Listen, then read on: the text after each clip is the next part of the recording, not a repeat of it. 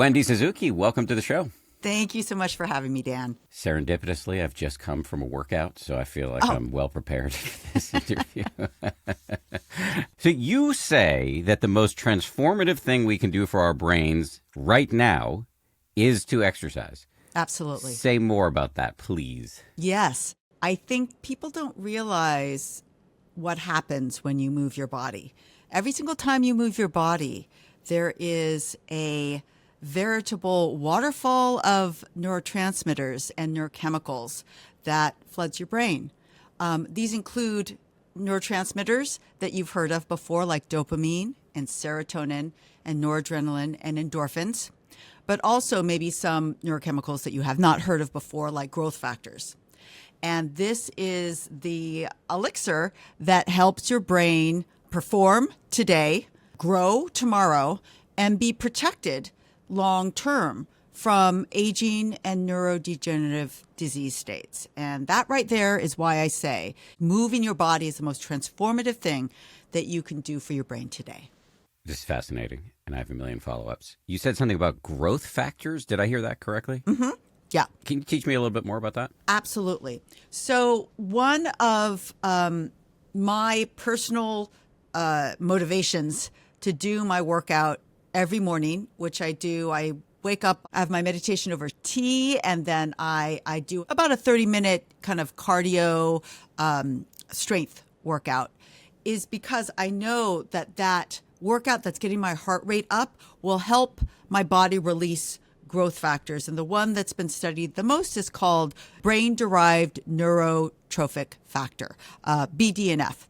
And it's released by muscles that are working. It's released by the liver that goes into exercise mode when you start to work out. And it's even released a little bit by fat cells. And so all of those growth factors released peripherally go through the blood-brain barrier. They go into your brain, and they make a beeline for my very favorite brain structure in the whole brain called the hippocampus. The hippocampus is critical for our ability to learn and retain new long-term memories for facts and events. And what those growth factors do is it makes shiny new hippocampal cells grow.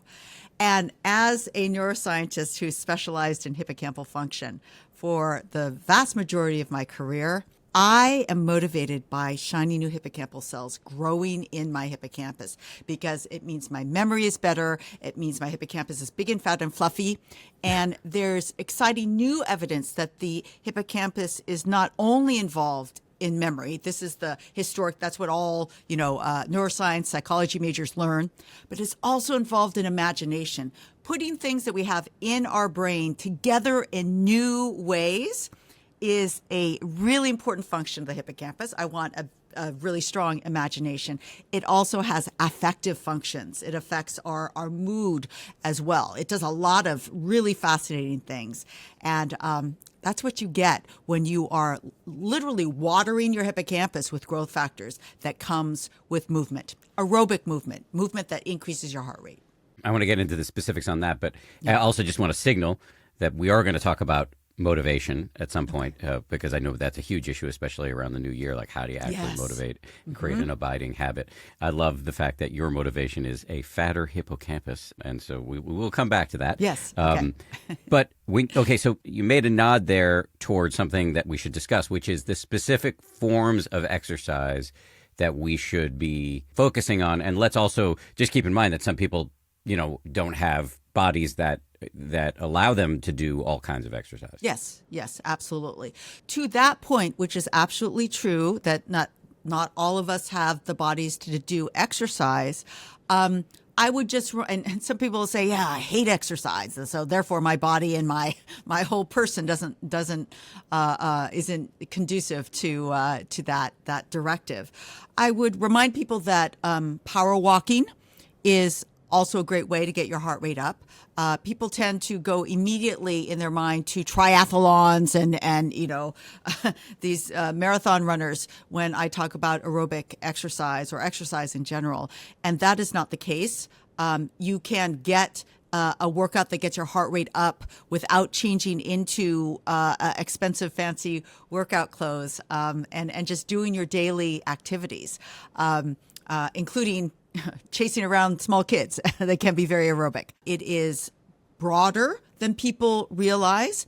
And when people say, well, I don't have the body to do that, I'm always inspired when I watch Invictus Games or Special Olympics that encourage people of all body types to move in really inspiring ways. And you may not make the Olympics. I will never make the Olympics, but it shows that there are ways for people with any body type to move their bodies, whatever it is, and get their heart rates up. So it's not exclusive. This is an inclusive suggestion that you can use. Let's just drill down on walking for 1 second. You said power walking. Yeah. What do you mean by that? And is taking a 30-minute walk just at a stroll pace? Does that not count? There are many effects of exercise on the brain. We jumped into my favorite one, which is using exercise to grow new hippocampal brain cells. That, of course, doesn't happen overnight. One power walk is not going to suddenly make your hippocampus big and fat and fluffy. This takes time. Cells in the brain or anywhere in our body take time to grow, and it takes regular watering of your hippocampus with those growth factors to get those hippocampal cells to grow. But if you want the immediate positive fix with moving your body, that comes with a stroll. In fact, a 10-minute walk has been shown to significantly decrease anxiety and depression levels in people that are not in major depressive disorder. That is a stroll.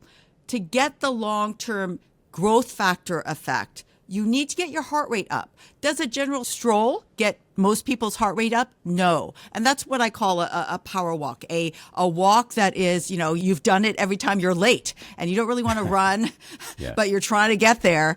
And it's a great way that you can add more aerobic activity to your everyday life. That again, you can do it in your regular work shoes or regular everyday shoes as well. So if I'm out here listening and I'm thinking, I don't have time to exercise or I hate exercise, but I want the benefits, of course, you're saying actually just a couple times a day, maybe when you're naturally walking somewhere, just walk pretty fast. Yes. And you might be able to, get that fluffy hippocampus that we all want. Absolutely. There are more ways than one than joining the gym or joining a running club to get more activity into your life. I like to use the example, while I live in Manhattan, my mother lives in a place where there's lots of Costco's around. So going to Costco, go take a tour around the entire exterior of that warehouse. That is a great way to add more steps, make them powerful steps. And that's part of what you're going to do anyway. So lots of ways to do that. Let me add walking your dog. You want to go to a museum, go, walk fast around or with a bounce in your step around the museum. So many ways to add this into your life that, you don't have to do the traditional gym membership route if you don't want to. Where are you on the whole step tracking thing? And what is do you believe it should be 10,000 steps per day? I've asked this to many guests, so I'm curious what your answer is. Yeah. First, let me just answer personally. Do I track all of my steps?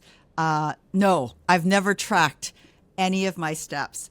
I've evolved my my exercise over time.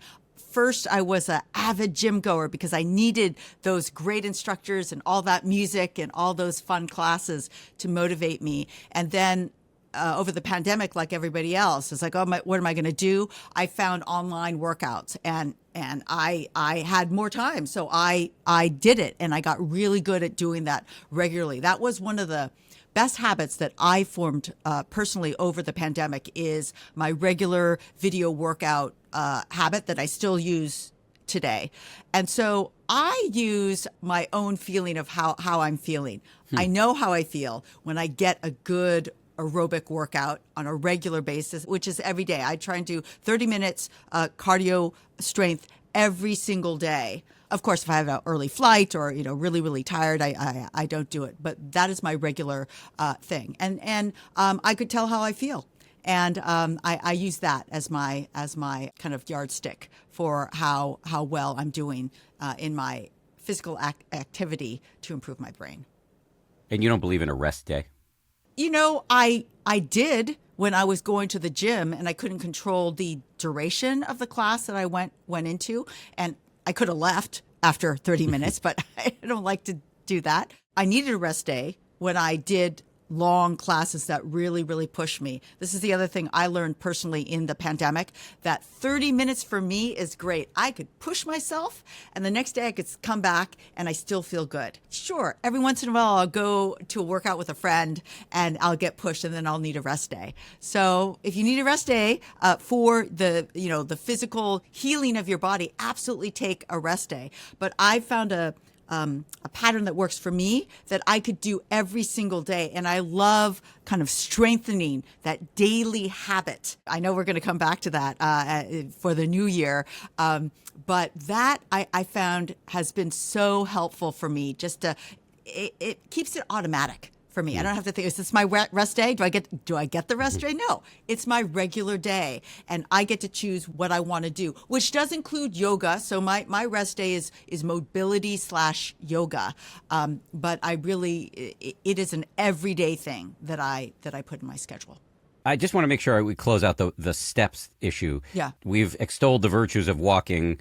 You've said that you don't track your steps per se, but for those of us who are interested in boosting our walking quotient, is there a number we should be striving towards? Is it 8? Is it 10,000? What do you have a view on that?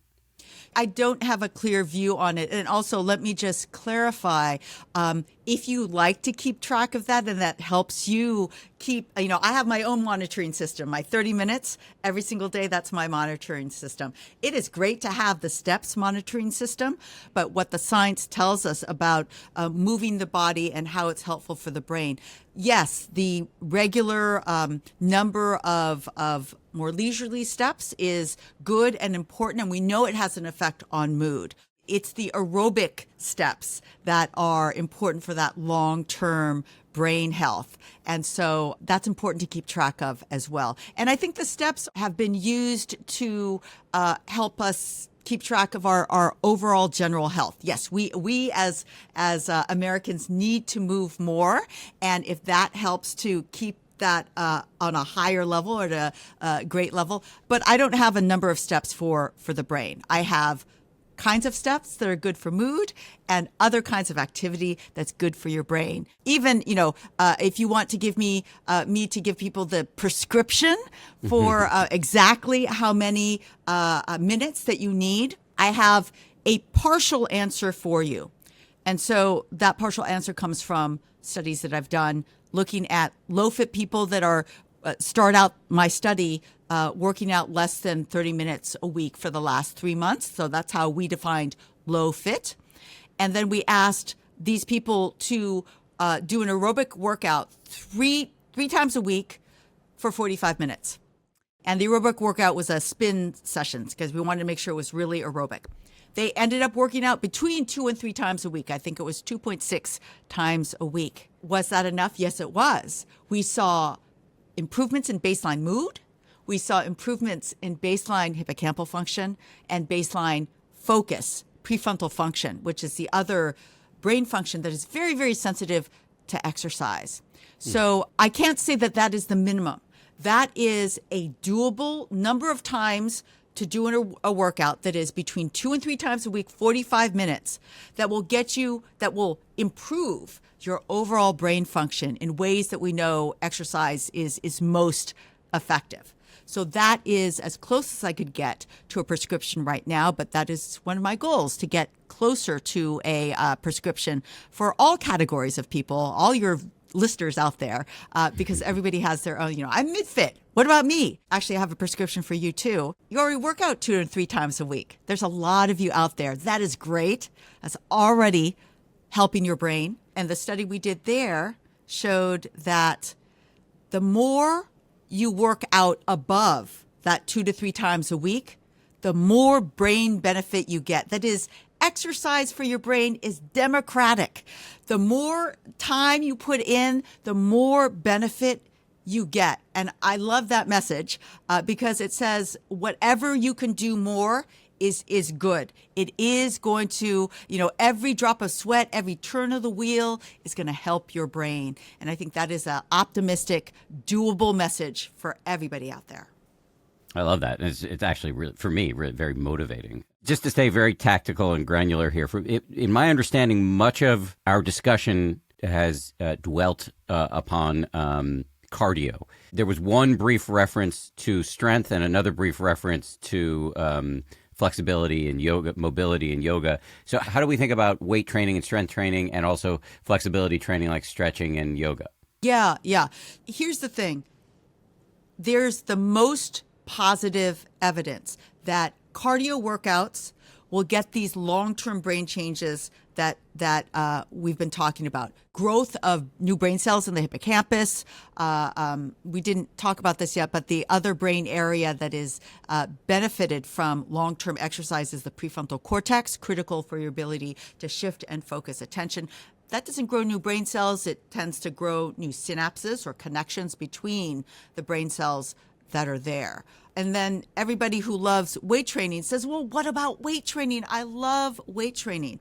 And there's more mixed evidence that weight training can be beneficial. There's not nearly as many studies on weight training as there have been on aerobic exercise. So it could be that weight training sweet spot has not been found yet. Or it could be that weight training is helping your brain in as much as it increases your heart rate. I do cardio weight training because I know I need the cardio for my bones at the age that I am. And I also know that it ups my cardio when I add weights to the workout. So for me, it's a win-win. If you like weights alone, well, I don't know. We're still trying to figure that out. I wouldn't say don't do it. Keep that in your exercise regimen because it's keeping you going to the gym. But we know the most about the benefits of aerobic exercise to give you those long-term brain benefits. I have a close friend. His name is Strauss Zelnick, and I interviewed him on this podcast many, many years ago. I'll drop a link in the show notes. Strauss does these group workouts at his house. Well, he lives in the city. He moves between the city and the country. He's quite a successful businessman. In the city, he does these group workouts at a gym. And then on the weekends, when he's at his country house, which is near where our only house is, he does them at his house. And he does these group weight training, but circuit workouts. So you're with a bunch of people and you're moving quite rapidly among a group of weight, like you're a lat pull down or a bunch of push-ups or some sort of ab stuff. And I find when I do that with him, I am kind of simultaneously getting a cardio workout because I'm moving so much so quickly. Absolutely. So it's not pure strength and pure cardio. There's a big mix in there. And so that's why it's unclear what exactly is going on in the weight training kind of studies that have been done. And I don't think it's been controlled well enough exactly how much your heart rate is changing with these strength workouts. And we know, so many different workouts out there are a combo of both. So that's an important unanswered question at this point. Yeah, I'm thinking like Barry's boot camp. That's a combo of both. Oh, God. I sweat and I have a good heart rate workout for Barry's. I mean, it's half running on the treadmill. So that's pure cardio. Yeah, and then it's half running, and then there's this stuff that you do on the floor with the weights. And I'll say one thing, we'll come back to this, but just very quickly about the Strauss workouts that I've known Strauss forever, only recently started really going to his organized workouts. The community aspect, the social support aspect of it, the fact that I'm looking forward to being with a bunch of people who I like, even though I just met them, although I've known Strauss forever, but a lot of his friends who also work out are new to me, but I really like them. And there's a lot of camaraderie and high-fiving, and that is massively motivating for me. And there's a lot of data here to show that in terms of creating a habit, it creates a kind of accountability that is really can get you off the couch. Absolutely. Absolutely. In this age of loneliness, having that community, that in-person community that will give you a high five and you sweat with, I'm a big supporter of using that as a motivation. Social interaction is is also good for your brain long term. And we know that kind of the people that have the longest and happiest lives are those that have the strongest social connection. So we cannot ignore that in overall brain health and in our exercise, how we exercise. So yeah, very important aspect. Meditation is not just a quick fix. It is a practice to change all parts of your life, and you don't have to be perfect. You just have to show up. The Happier Meditation app meets you where you are so you can realize more than you thought possible with a flexible approach that grows with you and wisdom from some of the world's most insightful teachers. Happier helps you get more out of meditation so you can give more to every part of your life. Go to happierapp.com and start meditating in a way that truly fits you. Okay, so as promised, we will come back to the a more granular discussion about how to actually boot up an exercise habit. But I do want to stay on a high level for a moment on the health benefits, specifically the brain benefits of exercise. And one of the things that we haven't really talked about that much yet is protection against Alzheimer's and other forms of dementia. Yes. And I'll take this as a point of personal privilege because I'm going to ask a kind of a personal question about this. But both my dad and my father-in-law were marathon runners who have dementia. Mm-hmm. Yeah. And I'm curious about, like, are those outlier cases, or, I mean, obviously you're not treating them, so they're not your patient, but I would very much like not to develop dementia. It doesn't look super fun, and I've got a lot of up-close experience with it. And yet I look at these two men who were so fit and developed it nonetheless. I will just throw in one last piece of information, which is they both had severe and untreated sleep apnea. Yeah, that's so interesting. And also, as you pointed out, I'm not an MD, but I will say that the promise is never that if you are a marathon runner, you are protected 100% from dementia. That is absolutely not what the science shows. Here's what the science shows. The science shows that the longer, more regularly you are moving your body in an aerobic way, you get this bubble bath of neurochemicals in your brain, including all those growth factors, but all the other, feel-good neurotransmitters. Imagine doing that for 50 years. You're a marathon runner for 50 years.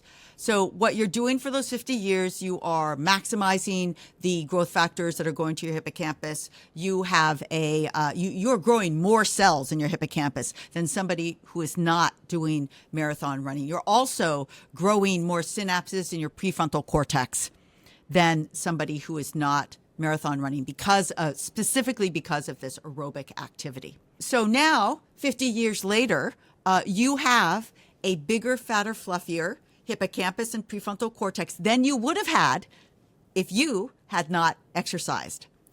And so what this is doing is not curing specifically Alzheimer's disease or any other kind of dementia. So Alzheimer's is the most common form of dementia. There are other forms of dementia like frontal temporal dementia. And you're not exactly curing aging at all. But here's what you're doing.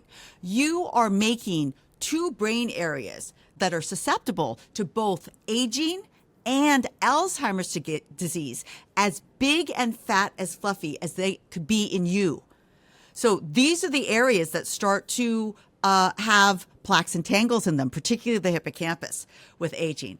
The bigger it is, the more cells you have to damage to start seeing those early signs of dementia. That is what you're doing. So the argument from mainly correlational studies is that your dad and your father-in-law would have started to show those signs of dementia and Alzheimer's disease significantly early, or if they had not done that running.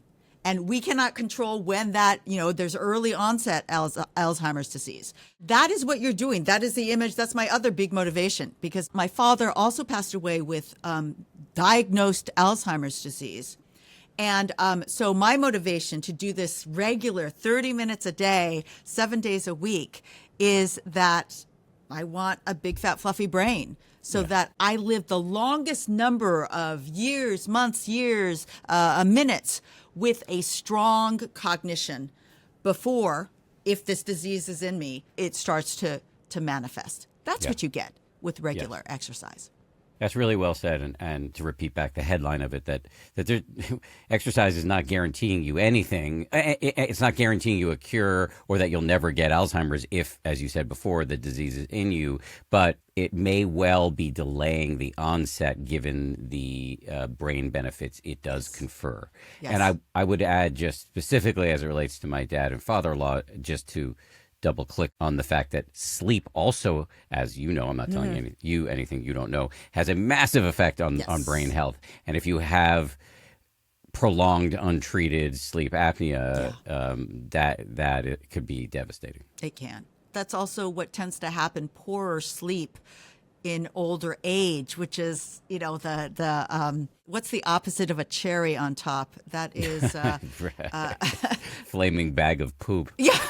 Okay, let's call it the flaming bag of poop that comes with age. Like you're trying to keep your brain as healthy as possible. And we know that sleep becomes harder as you age, and you just have to really work extra hard to make sure that you get as good a sleep as possible. And I mean, that's the other thing I focus on is my own sleep patterns and making them good. I mean, that's why I gave up alcohol.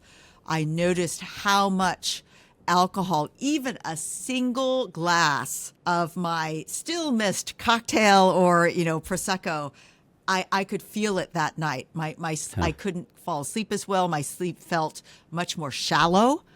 And then I gave it up, and it's like, oh, I hate noticing how much sleep is so much better with no alcohol. But it was for me. And generally, it's not just for me. Generally, that is the truth for most people. You will get better sleep with either less or no alcohol. While we're on sleep, well, first let me just say that to the listener, I've done a lot of episodes on sleep, so I'll drop a bunch of links in the show notes if you want to go deep on sleep. But while I have you, Wendy, can you say a little bit more about what you've done and what you might recommend for those of us who want in this new year to improve our sleep? Absolutely. So here's what I did. One of my many personal experiments that I did over the pandemic was to ask, what if I allowed myself to sleep as long as I wanted? And how much longer would that be than I'm allowing myself, because I'm a busy New Yorker and I need to get up and I need to be active. And I found that was almost a 1 to 2 hour differential. So, you always say, I don't want to use an alarm. Like if I didn't use an alarm, if I don't use an alarm, I sleep about 8, sometimes 9 hours. So I found that and I tried to maintain it. And on top of that, I did all the things that you're supposed to do from all the books you can read and just Google it online. What can I do to get better sleep? I did all of them. The hardest was to give up alcohol that I previously mentioned. But I also took all screens out of my bedroom. I did a ritual. I made my bedroom colder. I did a ritual, and so I turned off the screens, at least a half an hour before, and I read before that. Maybe this will speak to females out there. I did all my hydration early in the day, and I used to like to drink a cup of chamomile tea. I was like, how many times do I have to go to the bathroom with 1 cup of chamomile tea? Too many times. So I cut that out. And so that decreased the number of times that I went to the bathroom, which of course disrupts the sleep. And so now I have a regular 8-hour sleep cycle that I preserve and I protect, and I feel better. I feel much better. I love all that. And by the way, the late in the day hydration is an issue that I think many men will resonate with as well. +1 on literally everything you said. And for me, 2 things have been helpful. One is the major variable for me in my sleep is my anxiety level. If I'm really anxious about something, I'm not going to sleep well. And so what I've really allowed myself to do is to not catastrophize about that and to learn how to talk to myself in those situations in a way that, I'll just say, dude, you've had many sleepless nights and you've always been fine the next day. You're going to be fine tomorrow. Get out of bed. Don't teach your brain that the bed is a place to struggle. Get out of bed, go do something fun, read a book, catch up on work, whatever it is. And then if you get some sleep, great. If you don't, you don't. The second thing I do that's been really helpful is that for me, anxiety late in the day often manifests as an overwhelming physical restlessness. And so walking meditation, which is a great practice, a deep practice, I just do it now every night before I go to bed. It's part of my ritual. And if I can't fall asleep, I get up and do more.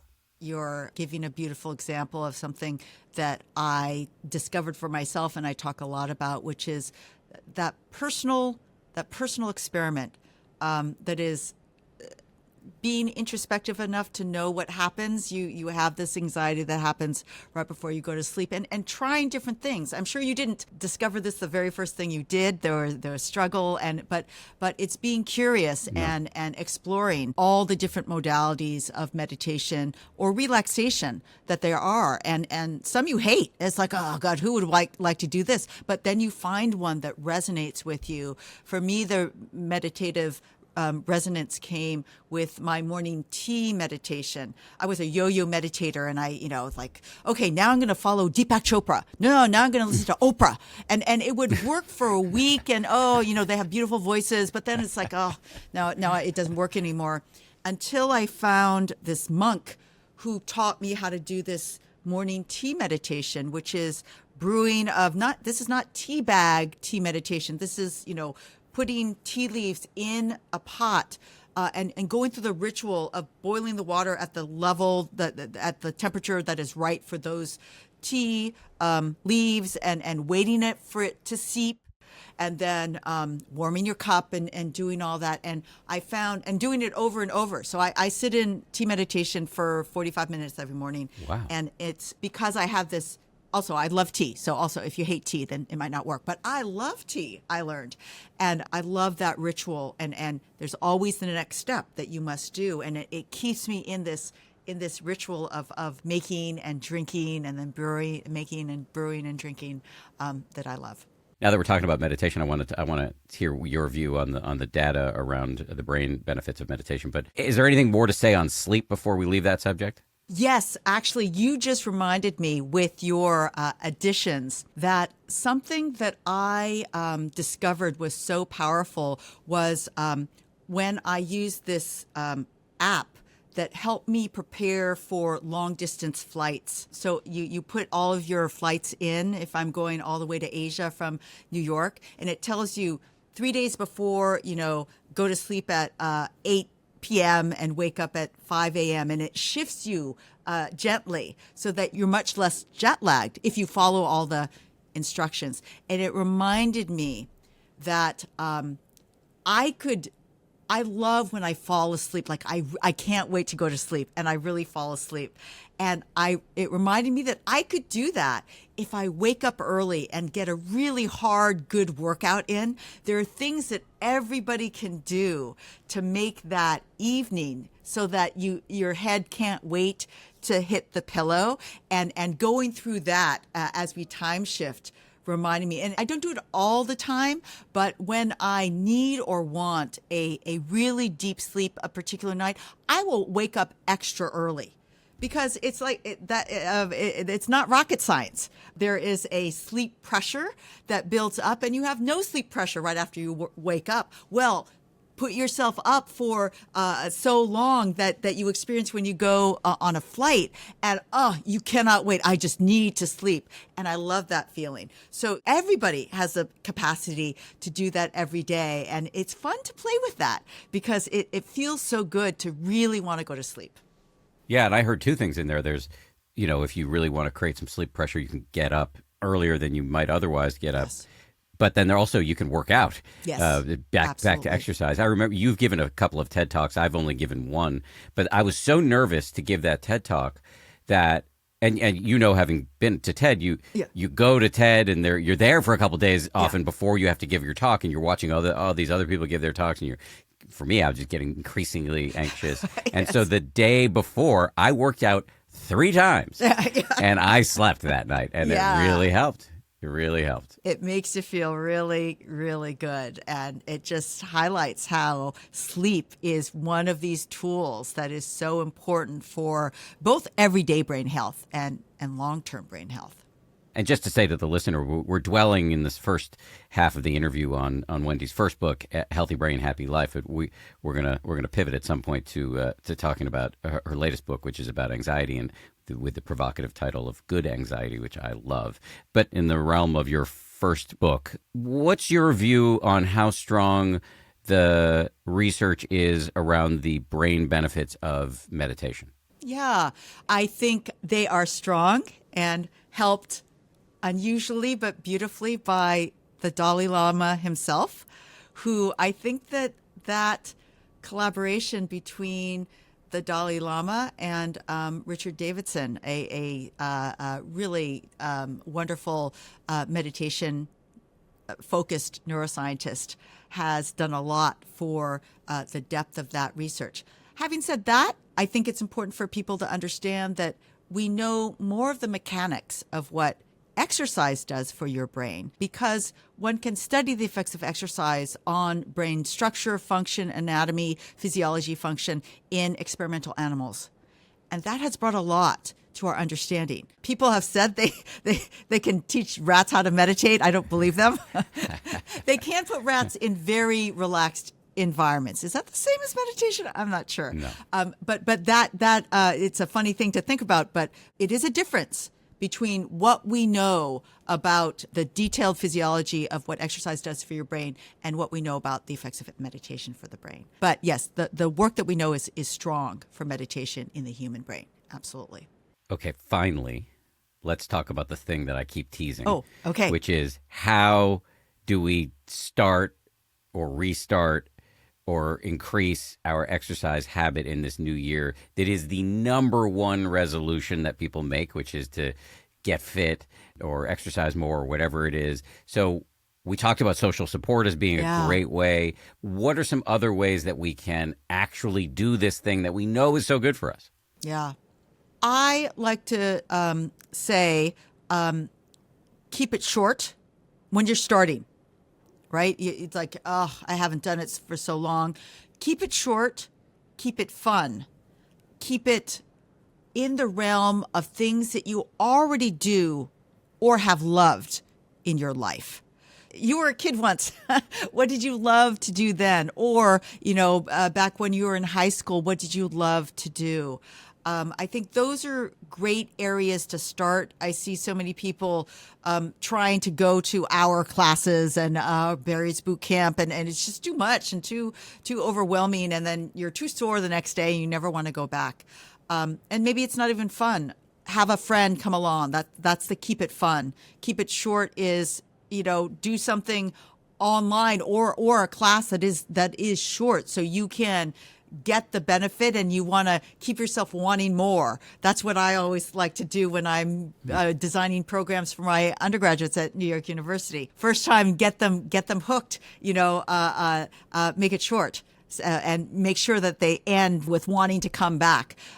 Do that to yourself with things that you know will be engaging. I'm going to add another one, which is be creative. Using the idea that you can use power walks. So it's not the traditional, I have to join a gym. No, you don't have to join a gym.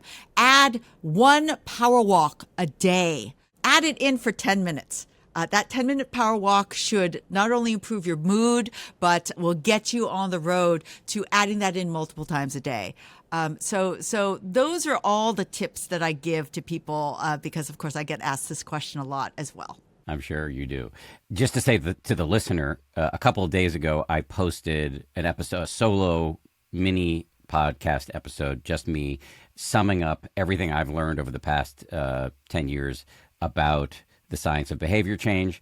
And so I'll put a link to that in the show notes. And it's brief and really runs through all the data that I've seen around what works to help people create habits. And Wendy just covered some of the things that I talk about. Make it short, make it fun, make it flexible. I would add just one other thing, and it taps back into something that Wendy and I discussed earlier, which is make it meaningful. Both you and I, Wendy, share this desire to live long and healthy and productive lives, and we've both seen our dads struggle with dementia, and that's a powerful motivator, and it makes the daily practice meaningful. Mm-hmm. That's a great one. Absolutely. Anything else to say about brain health before we move on to anxiety, which is one of my favorite topics of all time?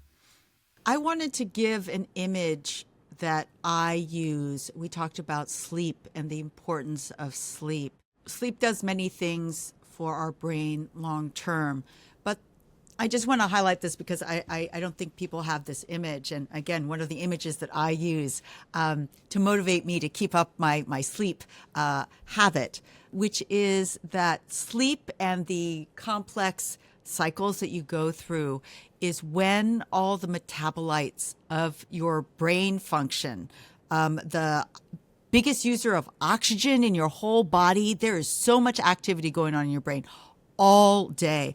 All of the garbage that, to use the technical term, the garbage that gets produced in running a cell needs to get cleaned out, and it gets cleaned out during sleep.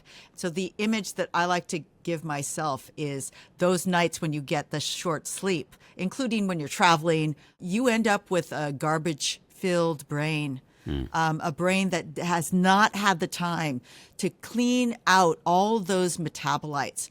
And that's just one night. Imagine sleep depriving your brain for years and years with the motivation of, oh, I have to get up, I have to work harder. That is building up in your brain. And it is affecting the long-term health of your brain. It's affecting the power that your brain has to fight diseases that will come on, like Alzheimer's, dementia. So it's like I picture this little garbage truck going from brain area to brain area. That's one that helps me, motivates me for sleep. Would it be safe, in summation, to say that the three biggest levers we have to pull when it comes to improving our brain health are exercise, sleep, and mindfulness? Those are three big ones. It's hard to order them because, as I like to say, people often ask, should I wake up early if I'm so tired just to work out because you told me that exercise is so good?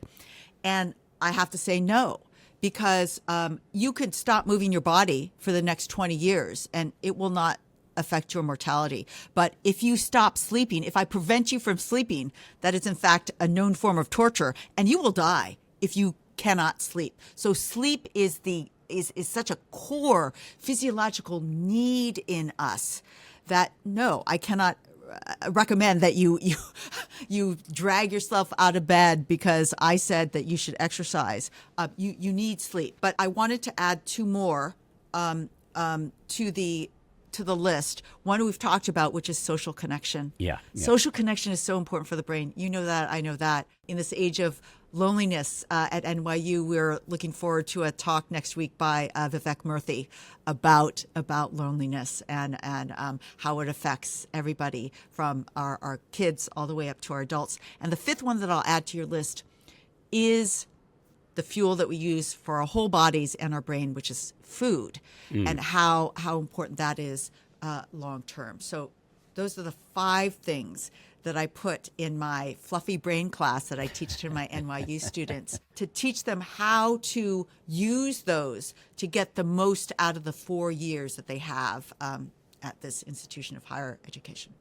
What are your overarching guidelines when it comes to food and brain health, and how do you deliver those without provoking, and I learned this word a couple of years ago and I like it, orthorexia, an unhealthy obsession with being healthy. Yeah. How do we eat in a healthy way without actually perversely degrading our health? Yeah, that's a great question. So for the approaches that I've been using in undergraduate students, which is my population, I have 9,000 of them that I'm in charge of. It's really about choosing those areas of eating that are easiest to address, and the easiest one is sugar levels. So it's not going to kill you if you cut out all sugar. They're never going to do that. They will start to be more mindful about how many bubble tea drinks they drink with the high sugar level.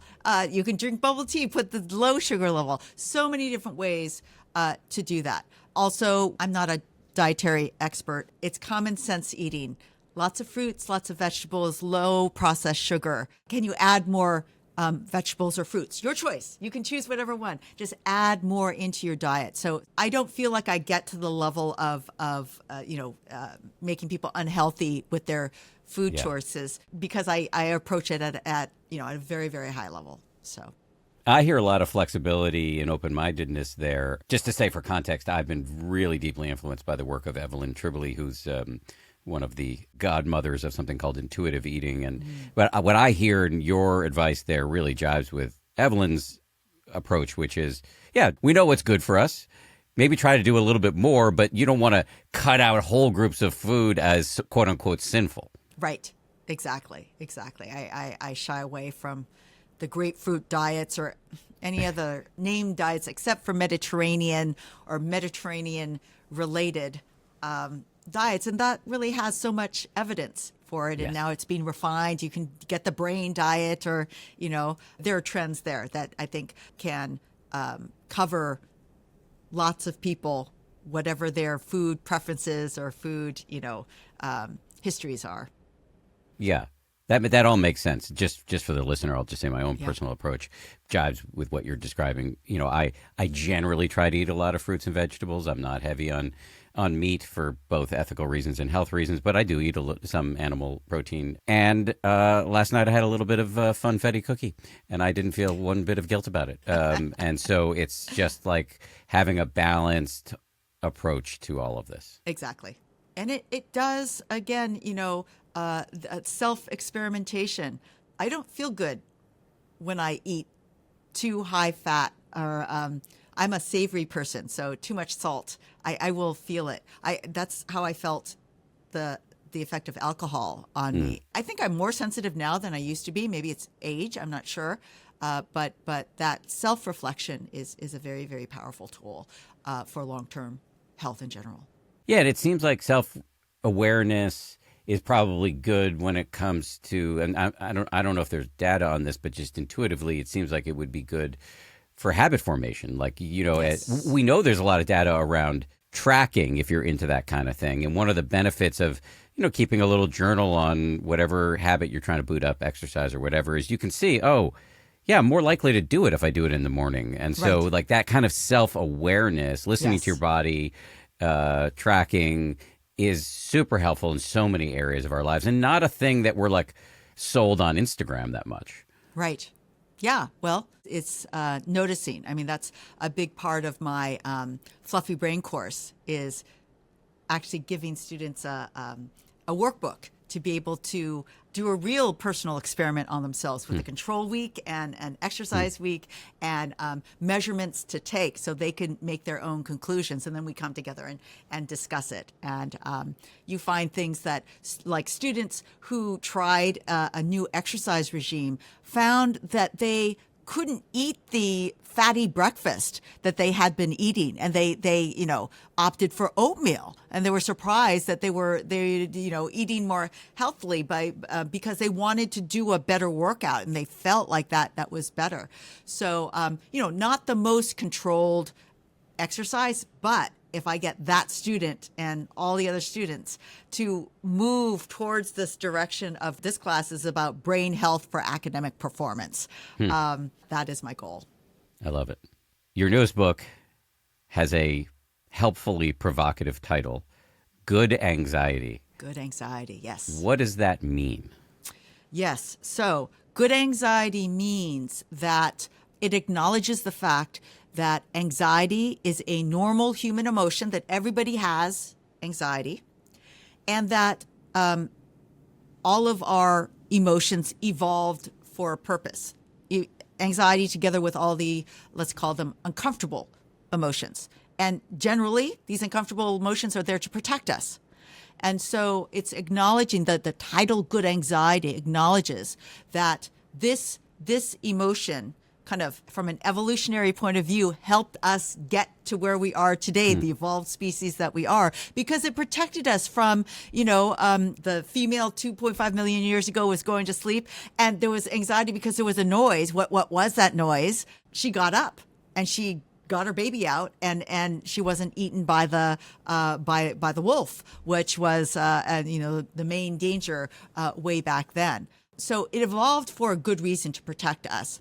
Now, unfortunately, our emotions and the brain areas that are important for regulating our emotions have not evolved as fast as our culture and our news cycles, where everything gets dropped on us on a daily basis. And there's so many ways for us to get informed about the scary things that are happening throughout our world. And our body is responding with that same fight or flight, this could be a life or death situation kind of response. And we are keeping ourselves in more constant state of anxiety. And that is not good for your brain. That is what I call bad anxiety. And so the book Good Anxiety first acknowledges that there is a protective element to your anxiety, encourages you to find what that is, but also gives you tools and acknowledges the fact that nobody can do anything productive if your anxiety is way off the scale. So what are those tools that we have to first bring your anxiety down? And then, again, a self-reflective exercise. What does my anxiety over work performance mean? Well, actually, maybe it means that I care about work. I love my job. I want to bring the best education that I can to the students that I serve. There's nothing wrong with that. But maybe you want to turn down the anxiety that's keeping you from performing at your best. So you can get back to the values that anxiety is highlighting for you. Maybe you can use your anxiety as just a spotlight to what you hold dear in your life. That is the core of what I wanted to try and convey in my book, Good Anxiety. It really rhymes with something I talk about a lot, which is learning to draw the line between what I call constructive anguish and useless rumination or destructive rumination. Yeah, absolutely.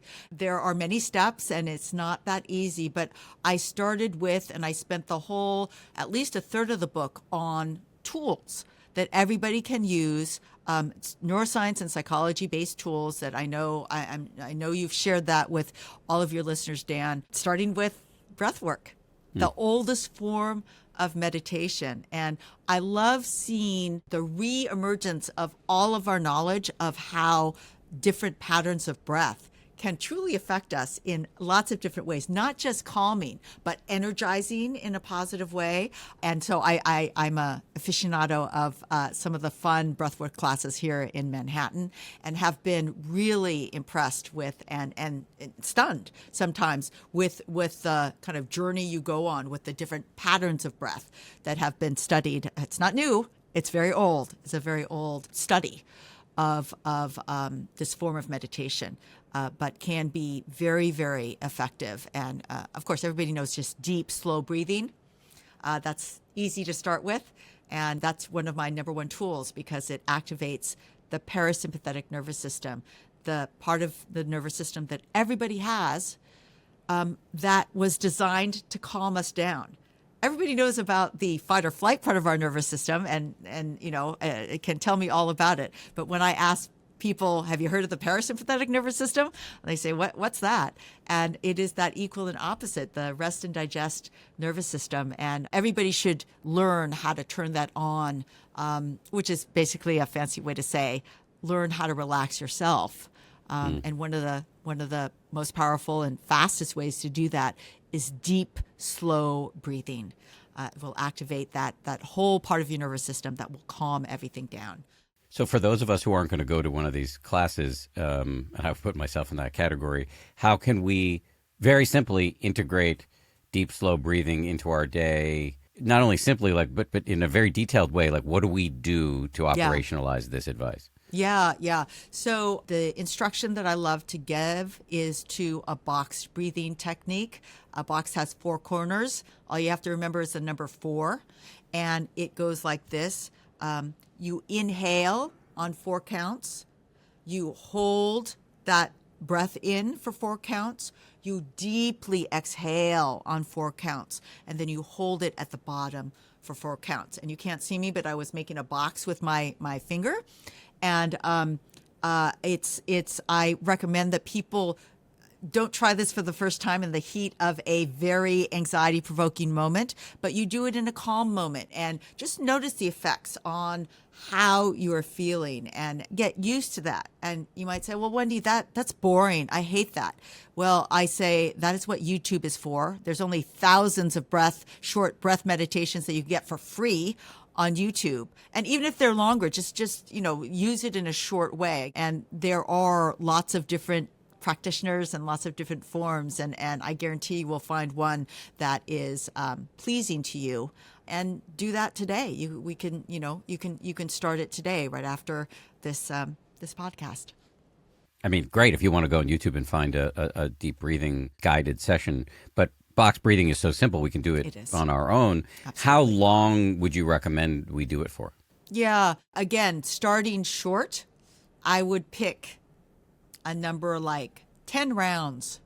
10 rounds of breath meditation will probably take you a couple of minutes to do. But really focus on this. Really try and focus on the instruction, the breathing itself.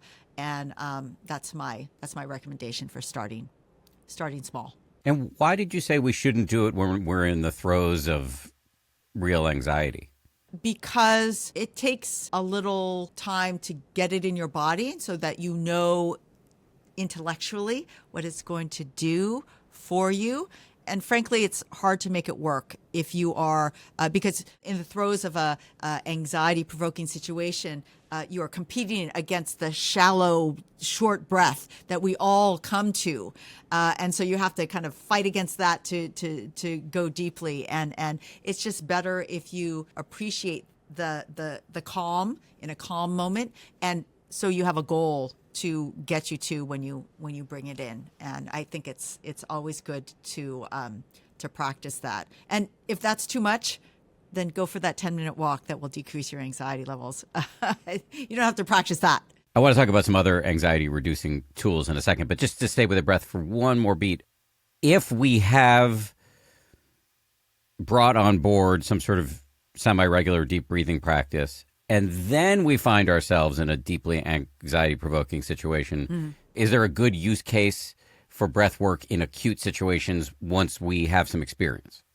Absolutely. And this might be one of the most powerful reasons why you want to have that breath work tool that you like in your back pocket. And the reason is everybody will notice if you leave the room to go for a walk.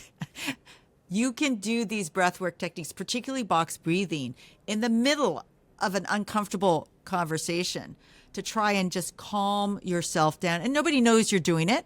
You are just focusing on that internal breath. And I say this with experience. I have used this in situations where anger is coming up and I really want to, my jaw is tightening. And I pull out my boxed breathing technique, just a couple of rounds. I'm not saying go back to your 10 rounds, but start to feel that relaxation. It intellectually lets you step back for a moment. And maybe after that, you have the peace of mind or the presence of mind to say, can we hold on? Can we take a pause for just a second? So we can just think about what the next thing might be together. And it's a great reminder to be able to pull out those just conversational negotiation skills that could help de-escalate your anxiety-provoking situation. I love it. You said in the book that you dedicate about a third of the book to tools we can use to help us get less of the bad anxiety. We've talked about taking a walk and breath work. What else do you recommend? I'm going to share with you my favorite anxiety-reducing tool, which is what I call joy conditioning. So joy conditioning is a response to fear conditioning that we all experience. It's dependent on a brain structure called the amygdala, and it's a protective thing that we've all experienced. I'll give you an example from my own life. When I lived in Washington, D.C., I came back on a Sunday late afternoon, and I walked around the corner where my door was, and the door had been crowbarred open. I was robbed. And I should have run and found something, but I just walked right in. Like, what did they take? And so they took all my best clothes. I don't know why I had them all in one garment bag, and it was very traumatic. And so for months and months after that, whenever I walked around that corner, which I did every single day, I would get this fear that somebody had broken into my apartment. That's fear conditioning. And it took a long, long time for that to be released. And everybody's experienced some form of fear conditioning. Joy conditioning is not dependent on the amygdala, it's dependent on the hippocampus. That allows us to form and retain memories from the events of our lives. And joy conditioning goes like this.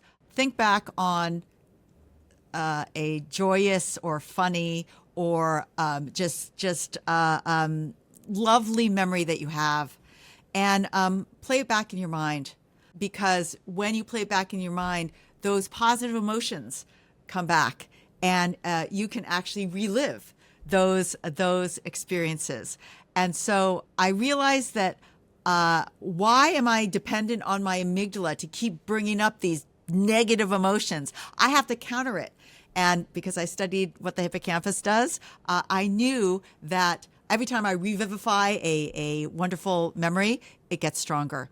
And so by reliving these memories, and you can do it by yourself, or you can just talk about it with your friends and family, it will rebalance your affective life, and really allow you the opportunity to think back on the time that you laughed the most with your family or your friends.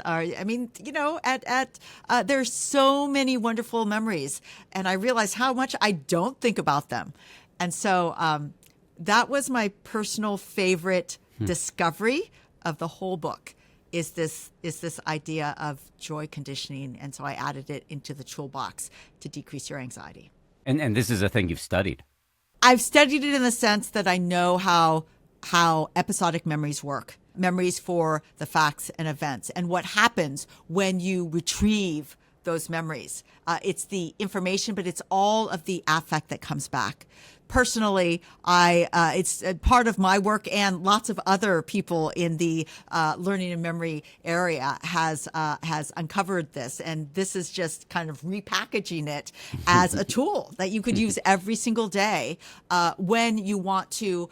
So this is not so much anxiety reducing as joy enhancing. It's kind of like counter-programming against this evolutionarily wired negativity bias that we have. Love that. I'm going to use that. Can I use that? Of course, yeah. Thank you. It's all impersonal anyway. The related practice that comes to mind for me, and I just want to say this whole idea of joy conditioning is actually incredibly compelling to me. The related practice that comes to mind is just gratitude. Yes, absolutely. Gratitude is great. And I do practice that, but the joy conditioning, I don't know, it just brought up all of these memories of moments when I couldn't stop laughing. And I've never sat down in my gratitude practice and thought about that time with my cousin when I couldn't stop laughing. And so it just expanded, perhaps it's you can say that it expanded my moments of gratitude. But it felt different when I did it, as I was exploring and kind of trying to find as many examples to put in the book. Any other tools that are worth mentioning as we think about what we can do to reduce the unhealthy variety of anxiety? Yes, I'm going to share one more that I practice regularly, which is, and I'm sure this will resonate with you, tools that get you out of your own head. It's like, my own anxiety, it's not the whole world. And so what does that is generosity to the outside world. And so one of the tools that I talk about in the book is choosing something that you do really well that other people appreciate, and making a practice of doing that. And the example I give is a funny, unusual one, because I happen to be very good at brain dissections. So I've dissected so many sheep brains that I could do it in my sleep. And so what I like to do once a year or so is gather all the kids of my friends that haven't done sheep brain dissection. I bring them into my lab, and we all sheep brain dissect together, and then we go out for ice cream. And I love it because I am educating the future neuroscientists of the world. It's a great learning moment, and it's this weird special thing that I do. Other people can cook cookies and stuff like that. That's great too. But that's what I do because I'm really good at brain dissection. I love that. I'm much more interested in the ice cream part, but I still like okay. it. That's good too. Dr. Suzuki, and I'm going to ask you the two questions I habitually ask people as we wing toward the end of an interview. The first is there something you were hoping to discuss that we didn't get to? Yes. And what I would love to share with your listeners is my favorite discovery of the book Good Anxiety, because I think one of the things that makes it unique is that it's not just turning down this horrible thing of anxiety and then you'll be better. Once you get it low enough, it's good. The premise of the book is that your anxiety can help you. It can be a gift to you, even though it might be hard to appreciate that. And what I wanted to share was my favorite gift or superpower that comes with your anxiety. And that is the gift of empathy. And so I discovered this as I was trying to find all the gifts out there of my own anxiety. So I went back to my oldest form, my personal oldest form of anxiety, which is a form of social anxiety. So I was a very shy kid, hiding behind my mom's legs. But when I got into school, I was really interested in academics. I mean, I became an academic, but had years of struggles like, oh, I want to ask a question. I'm going to sound stupid. I don't want to do that. And very common, of course. But I struggled with that. I struggled with that for years and years and years. But I went into academia, and one day I was in the front of the classroom, and I realized that there were 60 or 80% more hands that had a question than actually went up, and that they were just like me. They were too shy to ask a question. And so I would come early and stay late and make sure that everybody could ask me the question. And I realized that became one of my superpowers of teaching. But it was a broader tool, that my own form of anxiety gave me the empathy to understand a situation that I was so familiar with and to do something about it. It's not special to me. Everybody has their own common form of anxiety. Everybody can notice others with that form of anxiety and use that, really your gift of empathy and compassion, to help each other. And I love it because I can't think of anything we need more in this world today than higher levels of compassion and empathy for each other. And that is a gift that's coming from your own anxiety. I love that. I want to build on it and then ask a related question. Speaking from my own experience, anxiety and really any kind of suffering or challenge can, if held in the right way, lead to more empathy because you understand the universality of this vulnerability we all have in a world where everybody's born and will then die. I would say that it's key to hold it in the right way, because there's a way in which anxiety can increase self-centeredness and you're really stuck in your own problems. And this relates back to your point about generosity being an anti-anxiety tool. Yeah. There's a little bit of a glib line that I used at the end of, we were talking about TED Talks earlier. I use this at the end of my own TED Talk, and I say it a lot, and it's a little glib, but the view is so much better when you pull your head out of your ass. And, there's a way to use anxiety to access its opposite. Well, what's the opposite of fear? Love. And one of the gifts of anxiety is that it is a portal to externality or other-orientedness or love or compassion or empathy or whatever you want to call it. The other gift that I want to ask you about, and this is something I talk about a lot with my son who's 10 and has had very bad separation anxiety, which he's actually made a lot of progress on. I'm very proud of him. And we talk a lot about anxiety and panic because I have my own very severe and public struggles with it. And one of the gifts, I think, is that, again, if held in the right way, it boosts your inner strength. It boosts your resilience. Alexander has had to overcome obstacles that many other children his age have not had to overcome.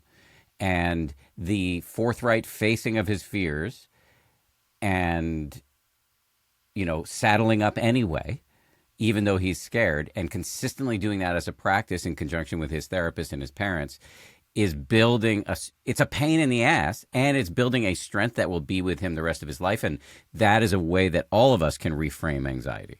Absolutely. Totally agree. That deep learning that comes from trying and failing and trying again. I think that is such an important lesson that we forget in this success-oriented society that we live in today. And so many have and struggle with anxiety and that fear of failure. So that's a beautiful reframe. Totally agree. Dr. Wendy Suzuki, this has been an absolute pleasure. One of my favorite podcast interviews of recent memory. I said I had two final questions. I asked one of them. The second is, I just want to get you to shamelessly plug a little bit. I've mentioned your two books, which are Healthy Brain, Happy Life, and also Good Anxiety. But what else have you put out into the world? Like, you have a website or social media that I can link to in the show notes so that people can get more from you if they want it? Absolutely. I think the best thing are my Instagram account, wendy.suzuki, and I do have a website, wendysuzuki.com, but I'm posting really, really regularly on my Instagram account, and I'm really enjoying it. So please come and visit me there. I'm going to follow you as soon as we finish recording. And I also will put links in the show notes to your two TED Talks. Thank you. So lots of Wendy Suzuki material available to the interested. Thank you so much for making time for this. As I said, it was just a total pleasure. Thank you so much, Dan. What a great conversation.